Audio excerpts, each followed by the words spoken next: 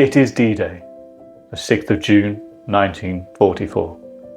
Operation Overlord commenced, leaving the world in awe.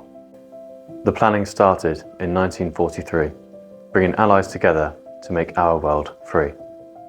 Deception was used, codenamed Operation Bodyguard, making rubber tanks and wooden planes as a facade. An American unit was formed for General Omar Bradley. Then a web of lies was spread by his ghost army.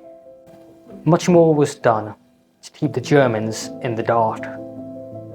Before the Allies on foreign shores could disembark. Everything was most secret and kept hush-hush, as Allies gathered resources for their big push. The Allied Supreme Commander was General Dwight Eisenhower, with General Monty Montgomery as temporary ground commander. 11,000 aircraft and gliders with paratroopers and soldiers were dropped behind enemy lines to secure the area.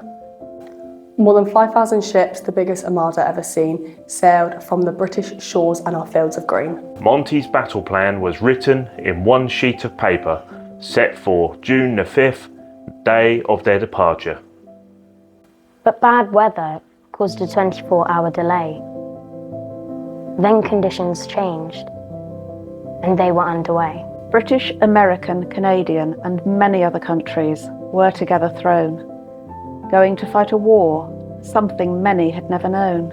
Over 150,000 men of every creed will perform acts of courage that must succeed. There were soldiers, sailors, airmen and the merchant navy, many civilians who volunteered to fight against Nazi tyranny. Over the English Channel and to Normandy, France we'll go, to the land of beaches called Sword, Gold, Utah, Omaha and Juneau. Were they afraid? Yes, they most certainly were. But the world must be saved. That was their spur. The German defences were called the Atlantic Wall. Hitler told Field Marshal Rommel he must the Allies stall. The Allies landed 24,000 troops on D-Day.